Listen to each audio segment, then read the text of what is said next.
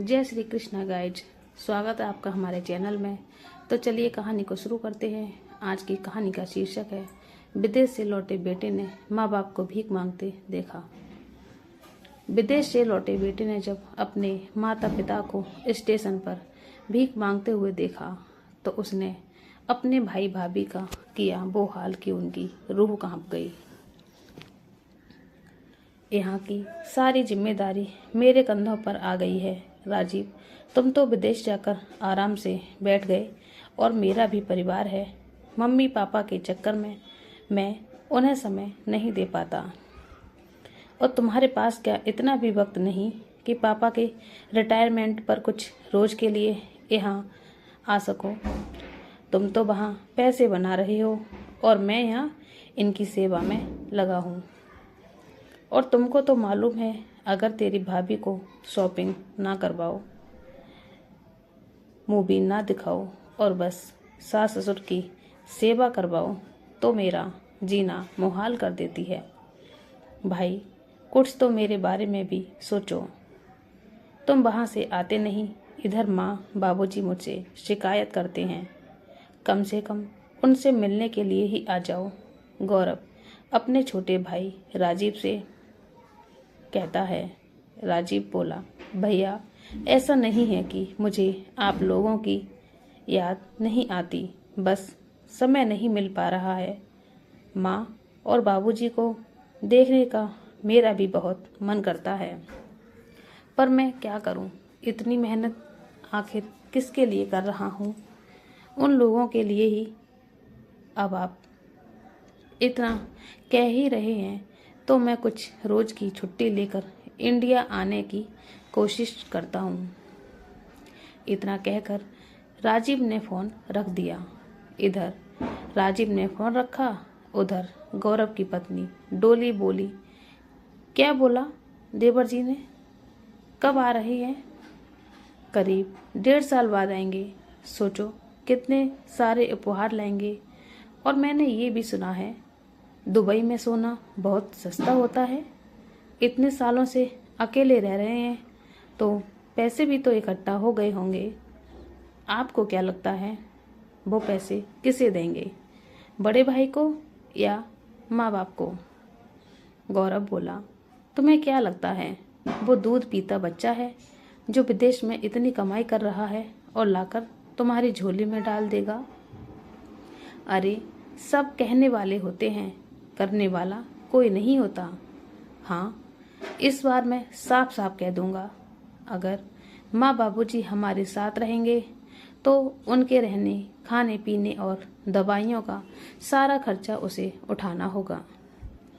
मैंने कोई वृद्धाश्रम नहीं खोल रखा है, मुझे भी अपने बच्चे और भविष्य के लिए सोचना होगा। तुम बस जब तक राजीव रहे माँ बाबूजी को समय पर खाना पीना देती रहना ताकि उसे कोई भी कमी ना लगे। वैसे भी बाबूजी भी रिटायर हो रहे हैं, उन्हें भी पैसे मिलेंगे। अब कितने दिन घोंसले जैसे घर में रहेंगे? देखता हूँ, उनसे बात करके उनसे भी पैसे निकलवा लूँगा और इस कस्बे से बाहर एक घर ले लूँगा। कितने दिन से इनके साथ हूँ, कुछ तो फायदा मेरा भी होना चाहिए।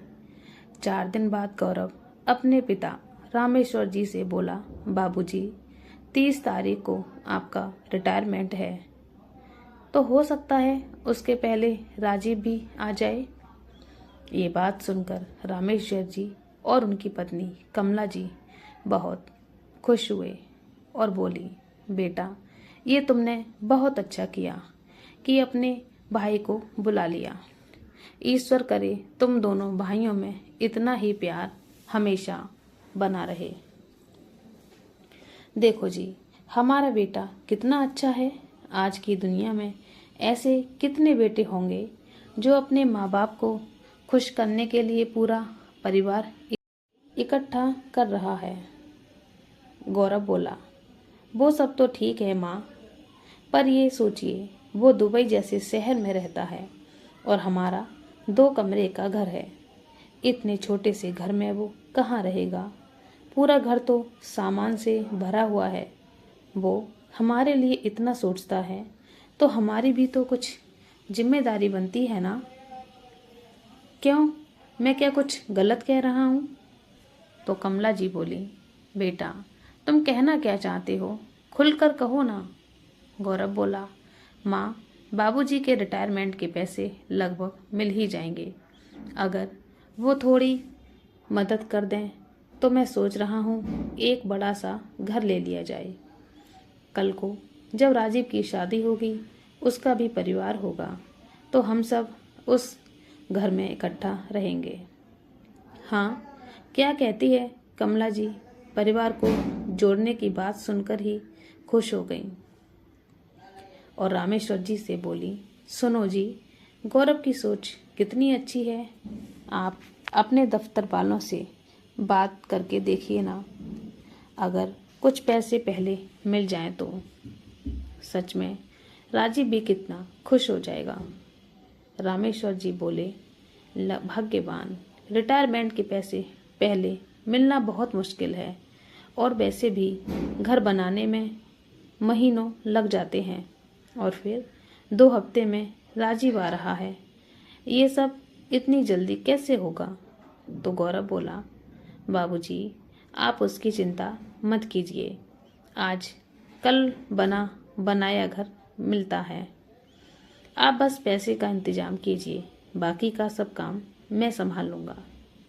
मेरी इतनी कमाई नहीं है कि फिर मैं भी तो अपने कुछ पैसे लगा रहा हूँ, फिर आप इतना क्यों सोच रहे हैं। पत्नी, बेटे, सबकी खुशी के लिए रामेश्वर जी बाबू ने दफ्तर में अर्जी लगाई। वो इतने पढ़े लिखे तो नहीं थे, पर उनकी ईमानदारी और पुराने कर्मचारी होने के साथ साथ उनकी छवि को देखते हुए पैसों का इंतजाम कर दिया गया। गौरव ने एक पल भी देर करना सही नहीं समझा। उसने पहले से ही घर देख रखा था, बस माता पिता के सामने भूमिका बांध रहा था। एक रोज वह माँ को और बाबूजी को लेकर घर दिखाने ले गया। दोनों की आंखें घर देखकर फटी की फटी रह गईं। उन्होंने सोचा, चलो जीवन भर कष्ट किया, अब आराम से रहेंगे। डॉली गौरव से बोली, क्या घर आप इन लोगों के नाम पर लेंगे? तो गौरव बोला, पागल हो क्या, ये घर तुम्हें तोहफे में दे रहा हूँ। ये बात सुनकर डॉली मुस्कुराने लगी। आनन फानन में पुराने मकान को बेचने के लिए गौरव ने पिता से कोरे कागज पर दस्तखत करवा लिया, ये कहकर कि ये घर हम आप लोगों के नाम पर लेंगे। पुराने मकान को बेच दिया गया और नया घर गौरव ने अपनी पत्नी के नाम से लिया, जिसकी भनक कमला जी और रामेश्वर जी को नहीं थी। वो तो इसी में खुश थे कि सारा परिवार एक साथ रहेगा। देखते ही देखते 2 हफ्ता बीत गए। रामेश्वर जी के रिटायरमेंट का समय भी करीब आ गया और इधर राजीव भी विदेश से आया। भतीजी के लिए खिलौने, भाभी के लिए सोने की चेन, कॉस्मेटिक का सामान, माँ के लिए सुंदर सी साड़ी, पिता और भाई के लिए सूट। डॉली की दिली ख्वाहिश पूरी हुई। राजीव बोला, भैया आपने पुराना मकान क्यों बेच दिया? उसमें हमारा बचपन बीता था और नया घर ले लिया और मुझे खबर तक नहीं की। डॉली बोली, ये हमने घर आपके लिए ही तो लिया है, क्योंकि बहुत दिन आप अकेले रह लिए। अब तो देवरानी ले आओ, हम सब इकट्ठे रहेंगे। और देखिए ना घर में कितने काम बचे हुए हैं, पर पैसे भी खत्म हो गए हैं। अभी हर कमरे में टीवी लगवाना है। आर्य बेटा के कमरे में कुछ भी नहीं है, यहाँ तक कि पढ़ने के लिए एक मेज भी नहीं है। माँ बाबूजी के कमरे में वही पुराना पलंग है। सोचा था एक नया पलंग उनकी कमरे में भी लगवा देंगे। पर खैर, अब तो महीने का खर्च निकालना भी मुश्किल हो रहा है, तो ये सब तो आने में सालों लग जाएंगे। राजीव ने कहा, भाभी, एक साथ इतना खर्चा करने की जरूरत ही क्या थी? तभी कमला जी बोली, अरे नहीं बेटा, तुम्हारे बाबूजी ने अपने रिटायरमेंट के आधे पैसे निकालकर इस घर में लगा दिए, फिर पुराना घर भी तो बेच दिया है। हाँ, तुम्हारे भाई ने भी खर्चा किया है, इसमें कोई दो राय नहीं है। कमला जी की बातें डॉली को अच्छी नहीं लगी। वो मुंह बनाकर वहां से चली गई। 3 दिन बाद दोनों बेटे पिता के साथ उनके दफ्तर रिटायरमेंट की पार्टी पर गए। हर कोई तारीफ कर रहा था कि अब रामेश्वर जी बाबू को क्या दिक्कत है। एक बेटा विदेश में पैसों में खेल रहा है, तो दूसरा बेटा कमाकर घर ले रहा है। अब तो बस आराम से जीते रहो। रामेश्वर जी गर्व से फूले जा रहे थे। 4 दिन बाद राजीव बोला, पापा, भैया तो यहाँ सेट हो चुके हैं, आप लोग मेरे साथ चलकर क्यों नहीं रहते हैं? मैं भी तो वहाँ अकेला हूँ। तो फिर डॉली झट से बोली, अरे देवर जी, आपका तो घर आने जाने का कोई समय नहीं है, फिर आप माँ बाबूजी का ख्याल कैसे रखेंगे? और देवरानी भी तो नहीं है ना, जो माँ बाबूजी का ख्याल रखेंगी। आपने शादी नहीं की, वैसे भी विदेश में कौन इनसे बात करेगा? कम से कम यहाँ के लोग तो मिल जाते हैं।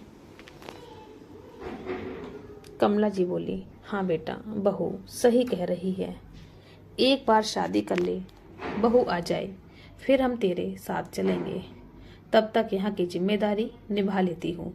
गौरव धीरे से डॉली के कान में बोला, अच्छा भला तो ये लोग जा रहे थे, तुमने क्यों रोका? डॉली बोली, मेरे भोले पतिदेव क्यों बोल रहे हैं? बाबूजी के रिटायरमेंट का पूरा पैसा नहीं मिला है, और फिर उन्हें हर महीने पेंशन भी तो मिलती रहेगी, और फ्री में घर की देखभाल करने के लिए तो नौकर कहाँ मिलेंगे? आप तो बस चुप रहिए, मुझे संभालने दीजिए। राजीव बोला, ठीक है माँ, आपको जो मर्जी, पर आपको कुछ भी ज़रूरत हो तो मुझे पहले बता दीजिए। मेरे रहते आप किसी बात की तकलीफ आपको नहीं होनी चाहिए। तो डॉली बोली, आप क्या कहूँ देवर जी, अब तो बाबूजी की कमाई भी नहीं आएगी, और बुढ़ापे का शरीर 10 तरह के खर्च होते हैं।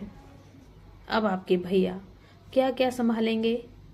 बच्चों की पढ़ाई में आजकल कितने खर्चे हैं, आप नहीं समझ पाएंगे। राजीव कहीं ना कहीं अपनी भाभी के इशारों को समझ गया। उसने तुरंत एक चेक पर 50,000 रुपये भरकर अपने भाई की तरफ बढ़ाया और बोला, भैया, मैं हर 2 महीने में पैसे भेज दिया करूँगा। वैसे पापा को पेंशन मिलेगी, तो इससे ज़्यादा तो खर्चा नहीं होना चाहिए। और हाँ, आर्या के लिए एक स्टडी टेबल ज़रूर बनवा दीजिएगा, उसके चाचू की तरफ से, उसके लिए तोहफा होगा। डॉली ने गौरव से पहले ही वो चेक लपक लिया। राजीव चला गया। माँ की आंखें नम कर गया। जो माँ हर वक्त उसके आने की राह में आंखों को गीला करती थी, आज उसे विदा करते हुए फिर से उसकी आंखें नम हो गईं। 10 दिन तो सब कुछ बहुत अच्छा चलता रहा। डॉली कमला जी से मीठी मीठी बातें करके घर के सारे काम करवा रही थी। गौरव रामेश्वर जी को पूरा समय दे रहा था।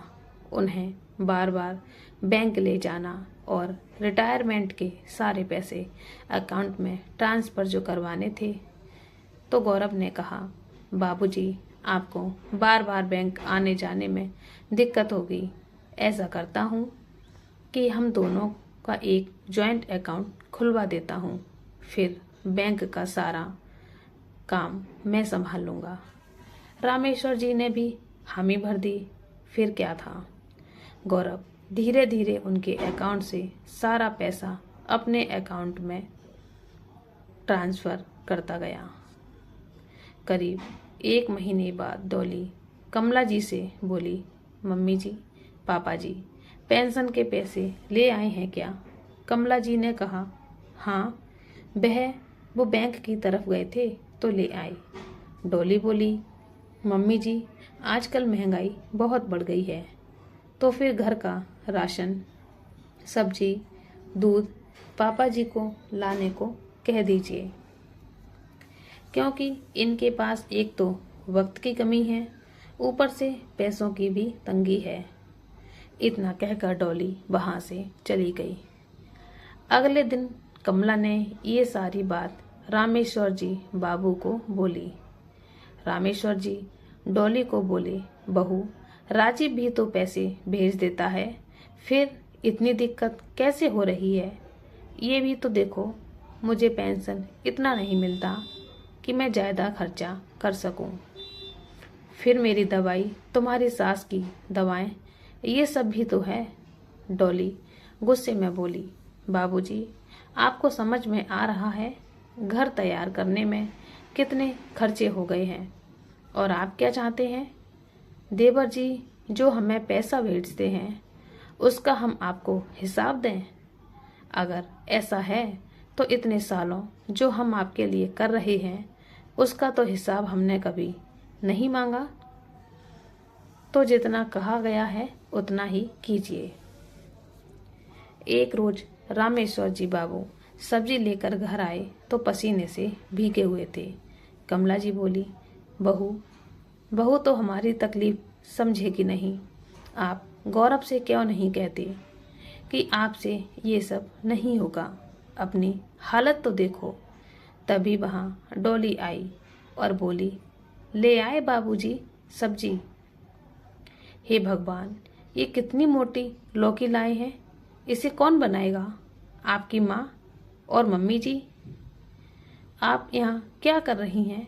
आज काम वाली नहीं आएगी तो रसोई में जो बर्तन हैं उसे साफ कर दीजिए।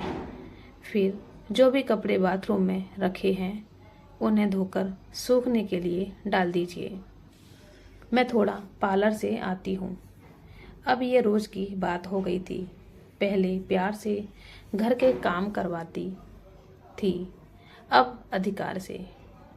घर के सारे काम कमला जी और रामेश्वर जी बाबू से करवाने लगी, और पैसा बचाने के चक्कर में काम वाली को भी निकाल दिया। समय बीतने लगा और दोनों बूढ़े लोगों की हालत बद से बदतर होने लगी।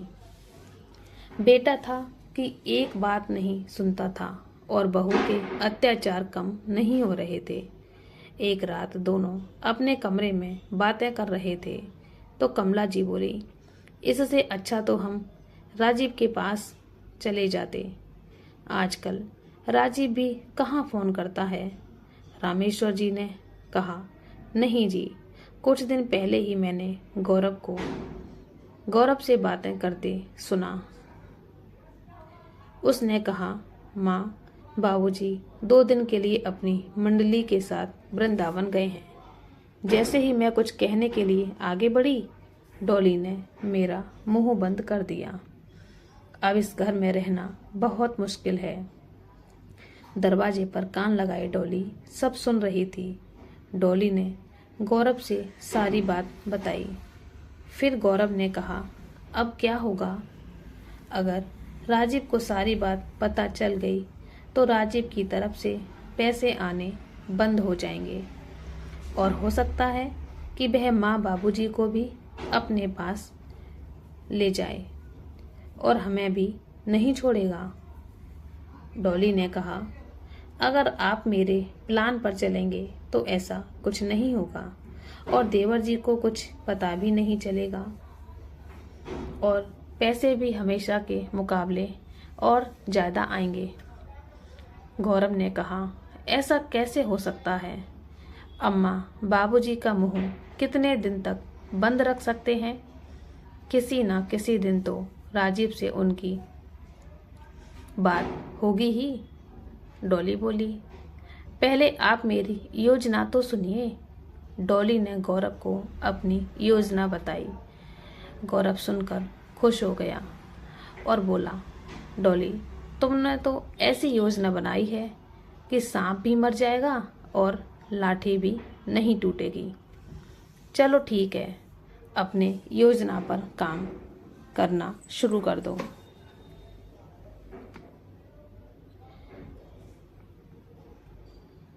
गौरव ने तुरंत राजीव को फोन मिलाया और बोला, राजीव, माँ बाबूजी दोनों 4 धाम की यात्रा पर जाना चाहते हैं।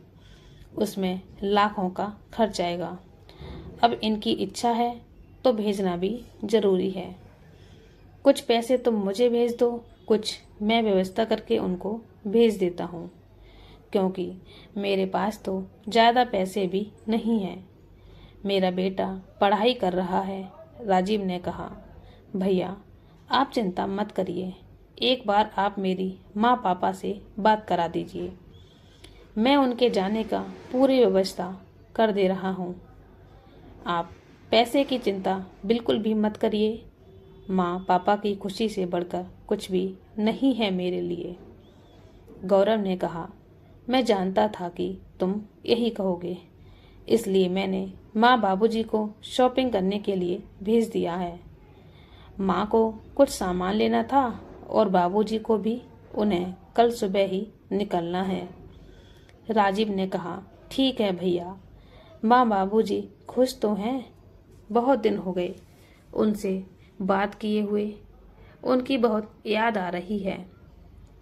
राजीव, बाबूजी की चिंता मत कर, वो दोनों ठीक हैं। अपने काम पर ध्यान दे। वहाँ बाबूजी यहाँ बहुत खुश हैं और 4 धाम की यात्रा करने के लिए तो उनकी खुशी का ठिकाना ही नहीं है। गौरव ने राजीव से कहा। राजीव ने गौरव के अकाउंट में माँ बाबूजी के 4 धाम यात्रा के लिए पैसे ट्रांसफर कर दिए गए। अब डॉली और गौरव की खुशी का ठिकाना नहीं था। दोनों ने योजना बनाई कि कैसे इन दोनों से छुटकारा पाया जाए। अगले ही दिन गौरव बोला, बाबूजी, राजीव का फोन आया था। उसने आपको अपने पास दुबई में बुलाया है। मैं सोचता हूँ कि आप लोगों का टिकट करवा दूँ। आप क्या कहते हैं? दोनों खुश होकर बोले, हाँ हाँ बेटा, यही सही रहेगा और तुम्हें भी अपने परिवार के लिए वक्त मिल जाएगा। गौरव डॉली की तरफ देखकर मुस्कुराया और बोला, ठीक है, आप लोग अपनी पैकिंग कर लीजिए, कल ही निकलेंगे। अगले दिन दोनों जाने की तैयारी कर ही रहे थे कि डॉली कमला जी से बोली, मम्मी जी, सोना चांदी पहन कर जाना मना है, तो ऐसा कीजिए, अपने पहने हुए जेवर और जो लॉकर में रखे हैं उसकी चाबी मुझे दे दीजिए। तब तक मैं उसे साफ करवा कर रखूंगी। बेटे के पास जाने की खुशी में माँ जी डॉली की मनसा नहीं समझी और चुपचाप लॉकर की चाबी दे दी। गौरव उन दोनों को लेकर दिल्ली पहुंच गया। स्टेशन पर खचाखच भीड़ थी। ठंडी का समय था, हर कोई ठिठुर रहा था। कमला जी बोली, बेटा, जब हमें जहाज से जाना है तो तू हमें दिल्ली क्यों ले आया है? गौरव बोला, माँ, डायरेक्ट फ्लाइट में बहुत पैसे खर्च हो जाते हैं। मैं यहाँ से आप लोगों को जहाज में बैठा दूंगा, वहाँ राजीव उतार लेगा। ऐसा कीजिए, आप लोग यहीं बैठो, मैं एयरपोर्ट जाने के लिए टैक्सी लेकर आता हूँ। इतना कहकर गौरव वहाँ से चुपचाप निकल गया। करीब आधे घंटे बाद रामेश्वर जी बोले, टैक्सी लेने में इतना समय लगता है क्या? कमला जी बोली, हम छोटे से कस्बे में रहने वाले इस महानगर की लीला कैसे समझेंगे? यहाँ कितनी भीड़ है और फिर दुबई भी तो बहुत दूर है, हो सकता है उसे गाड़ी नहीं मिल रही होगी। देखते ही देखते 2 घंटे बीत गए। रामेश्वर जी बोले, कमला, मुझे कुछ ठीक नहीं लग रहा है। हमारा गौरव बच्चा तो है नहीं कि कहीं गुम हो जाएगा, और वो काम के सिलसिले में शहर शहर घूमता रहता है। उसे इतनी देर कैसे हो रही है? कमला जी की आंखें भर आईं और बोली, मुझे अपनी चिंता नहीं, मुझे मेरे बच्चे की चिंता हो रही है। वो ठीक तो होगा ना? दोनों ने एक दूसरे का हाथ पकड़ा और उधर उधर लोगों ने से पूछने लगे, पर इस महानगर में किसको पड़ी है? घर से आते समय कमला जी ने कुछ खाना बनाकर लाई थी। दोनों ने खाया और स्टेशन के किनारे ही अखबार बिछाकर एक दूसरे से चिपक कर सो गए। सुबह देखा तो आने जाने वाले लोगों ने सिक्कों की भीख दे रखी थी। ये देखकर रामेश्वर जी का दिल भर आया और बोले, कमला, अब हमारा बेटा नहीं आएगा। उसने हमारे साथ छल किया है। वो जानता था कि मैं कभी उस कस्बे से बाहर नहीं निकला हूँ, इसीलिए वो हमें इस महानगर में छोड़ गया ताकि हम खो जाएं। रामेश्वर जी के पास कुछ पैसे थे। कुछ दिन तो स्टेशन के पास ही आश्रय ले लिया, पर दिल्ली जैसे शहर में थोड़े से पैसे कितने दिन चलेंगे? धीरे धीरे उनके सारे पैसे खत्म हो गए। अब तो भीख मांगने के सिवा कोई चारा नहीं बचा, क्योंकि आने जाने के लिए भी पैसे नहीं थे। और आज की दुनिया में कौन मदद करता है? उधर डॉली और गौरव अपने घर में खूब मज़े से रह रहे थे। जब राजीव ने माँ बाप के बारे में पूछा तो डॉली ने कहा, माँ, बाबूजी को हमने 4 धाम की यात्रा पर भेज दिया है। वह 5 महीने बाद लौटेंगे। समय बीता। राजीव ने शादी करने का फैसला किया और उसने सोचा कि अब तो 6 महीने हो गए, माँ बाबूजी भी आ चुके होंगे, इसलिए उसने दिल्ली तक की फ्लाइट ले ली। वहाँ से ट्रेन लेकर घर जाने को फैसला किया। दिल्ली स्टेशन पर जब अपनी गाड़ी के इंतजार में कॉफ़ी पी रहा था, अचानक से किसी की आवाज़ ने उसका ध्यान अपनी तरफ खींचा। बाबूजी, भीख नहीं मांग रहा हूँ, अपना वजन करा लो और इस बूढ़े को सम्मान से जीने के लिए कुछ रुपए दे दो। राजीव ने जब उस आवाज़ की तरफ देखा तो अपनी आंखों पर भरोसा नहीं हुआ।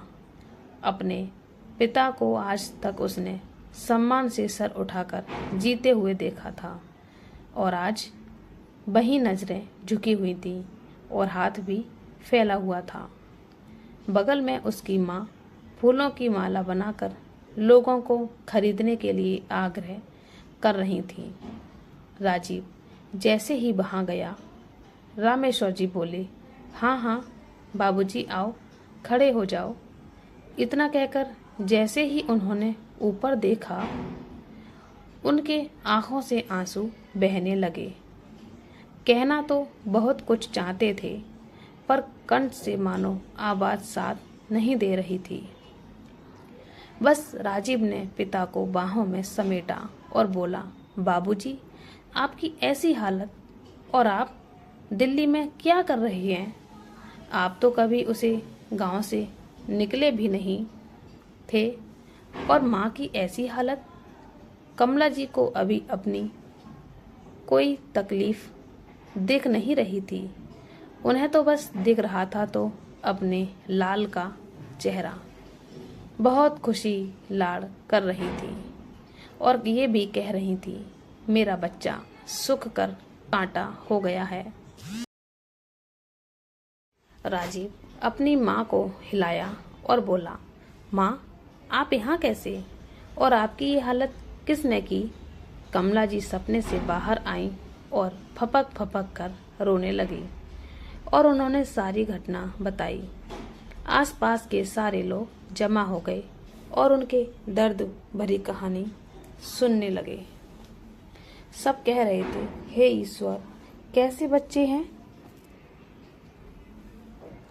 देखो, एक बेटा रेलवे स्टेशन पर भीख मांगने के लिए छोड़ गया और दूसरा इनके आंसू पोंछ रहा है। राजीव ने अपने माँ बाप को पहले भरपेट खाना खिलाया, उनके कपड़े बदलवाए और फिर उन्हें लेकर अपने गांव निकल पड़ा। घर के दरवाजे पर जाकर राजीव ने दस्तक दी। माता पिता पीछे थे। राजीव को देखकर डोली के होश उड़ गए और बोली, अरे देवर जी, आप अचानक? पर माँ बाबूजी तो अभी आए ही नहीं हैं। राजीव बोला, कोई बात नहीं भाभी, माँ बाबूजी नहीं आए तो क्या हुआ, घर तो उनका ही है। तो क्या मैं बिना बताए अपने घर में भी नहीं आ सकता? डॉली बोली, हाँ हाँ, आइए आइए, और बताइए, इस बार आप अपनी भाभी के लिए क्या लाए हैं? राजीव बोला, ऐसा अनमोल उपहार जिसके लिए कितने बच्चे अनाथ आश्रम में रोते रहते हैं। डॉली ने आश्चर्य से पलट कर देखा तो सामने रामेश्वर जी और कमला जी खड़े थे। गौरव जैसे ही माता पिता की तरफ आगे बढ़ा, राजीव ने एक जोर का तमाचा गौरव के गाल पर जड़ दिया और बोला, हाथ मत लगाना मेरे माँ और बाबूजी को। तुम्हारी इतनी हिम्मत कैसे हुई इन्हें इनके ही घर से बाहर करने की? इनके पैसों से घर लिया और तो और मैं उनके लिए खर्च भेजता रहा, फिर भी तुम लोगों को ये बोझ लगने लगे। शर्म करो, तुम्हारा भी बेटा है, वह सब देख रहा है, कल को तुम्हारा इससे भी बुरी हालत कर देगा। आज तो मैं अपने माँ बाप के लिए खड़ा हूँ, तुम सोचो तुम्हारे लिए कौन खड़ा होगा। और भाभी आप तो औरत हो ही नहीं सकती। जो औरत अपनी माँ समान सास से घर का सारा काम करवाए, उसे भूखा पेट रखे और ऐसा व्यवहार करे। आज मुझे आप लोगों को भैया और भाभी कहने में भी शर्म आ रही है। भैया, आपने मम्मी पापा के चारों धाम की यात्रा के लिए मुझे से लाखों रुपए लिए, फिर इनको यात्रा पर क्यों नहीं भेजा? अच्छा, तो आपने ये सोचा होगा कि माँ पापा को भी घर से निकाल दोगे और मुझसे भी पैसे लेते रहोगे। जरूर यहाँ भाभी का ही दिमाग होगा। भाभी तो मुझे शुरू से ही लालची लगती थी, लेकिन भैया, लालच में अंधे होकर आप इतना गिर जाओगे? अपने ही माता पिता के साथ ऐसा व्यवहार करोगे, ये तो मैंने कभी अब सपने में भी नहीं सोचा था। लालच में लोग अंधे हो जाते हैं, ये तो सुना था, लेकिन आज अपनी ही भाभी भाई को लालच में अंधे होते हुए देख भी रहा हूँ, जिन्होंने रिश्तों की मर्यादा को ताक पर रख दिया। मैं तुम लोगों को कभी भी माफ़ नहीं करूँगा। राजीव इतना कह रहा था कि उधर से पुलिस की एक टीम आई। गौरव ने कहा, हमने ऐसा कुछ नहीं किया और ये घर मेरा है, मेरे नाम पर है घर, तो मुझे पुलिस कैसे पकड़ सकती है? कमला जी आगे बढ़ी और बेटे को एक जोर का तमाचा लगा दिया और बोली, मुझे विश्वास भी नहीं हो रहा है कि दोनों बेटे मेरे हैं और तुम इतने मतलबी कैसे हो गए? हमने क्या कोई कमी रखी थी? अरे राजीव से ज़्यादा खर्च हमने तुम पर किया। अरे लोग कुत्तों को गले में पट्टा बांधकर उसे भी प्यार करते हैं, घुमाते फिराते हैं, तो वह भी अपना बन जाता है, जान देने को तैयार हो जाता है। और तुम तो मेरे अपने बेटे थे, मैंने 9 महीना अपनी कोख में पाला था, तुम्हें इतना प्यार दुलार दिया क्या कोई कमी रह गई थी मेरी परवरिश में जो तुम इतना गिर गए? तुम शुरू से ही लालची रहे हो, इसलिए तो तुम कभी तरक्की नहीं कर पाए, और करोगे भी तो कैसे? एक लालची को दूसरे लालची का साथ मिला तो इतना नीचे गिर गया कि अपनी माँ बाप वो रात के अंधेरे में ही स्टेशन पर भूखे प्यास से तड़पता छोड़ आया। तुमसे अच्छा तो मुझे एक ही बेटा होता। राजीव बोला, भैया मुझे शक हुआ था, इसलिए मैं पूरी तैयारी के साथ आया हूँ। राजीव ने अपने फ़ोन में हर उसे रसीद की तस्वीर दिखाई जब जब उसने अपने माता पिता के लिए अपने भाई को पैसे भेजे थे, और घर के खरीदारी के समय जो उसके भाई ने रिटायरमेंट के पैसे निकलवाए थे, उसकी भी फोटो राजीव ने अपने पास रखी थी। सब कुछ देखने के बाद दोनों को पुलिस पकड़कर ले गई। गौरव और डॉली पर धोखाधड़ी का केस हुआ। खबर जब गौरव के दफ्तर तक पहुंची तो उसे नौकरी से 6 महीने के लिए सस्पेंड कर दिया गया। आर्य की वजह से कमला जी ने अपने बेटे और बहू को माफ़ कर दिया। कोर्ट की तरफ से उन्हें घर को खाली करने का आदेश दिया गया, और जितने भी पैसे गौरव ने रामेश्वर जी से लिए थे उसे वापस करना पड़ा। रामेश्वर जी ने कहा, जिन पैसों के लिए माँ बाप को बच्चे भिखारी की ज़िंदगी जीने पर मजबूर कर देते हैं, मुझे ऐसे पैसे नहीं चाहिए। कमला जी बोली, जिस घर में हमें एक दूसरे से अलग कर दिया, अब मैं उस घर में नहीं रह सकती। राजीव ने कहा, माँ अब आप दोनों मेरे साथ चलिए, यहाँ आपको अकेले छोड़ने की मैं दोबारा गलती नहीं कर सकता। राजीव ने उस घर को बेच दिया और आधे पैसे आर्य के नाम पर उसकी पढ़ाई के लिए जमा करवा दिए और अपने माता पिता को लेकर विदेश चला गया। वहाँ जाकर उसने एक अनाथ हिंदुस्तानी लड़की से विवाह किया, जिससे माता पिता को प्यार मिला और इन दोनों को बहू से सम्मान मिला।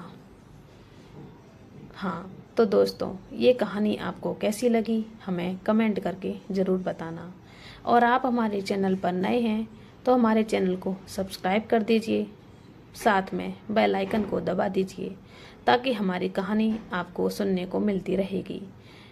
थोड़ा सा हमें सपोर्ट कर दीजिए। कहानी को पूरा देखने के लिए धन्यवाद। तो चलिए मिलते हैं एक और नई कहानी के साथ। तब तक के लिए जय श्री कृष्णा, राधे राधे।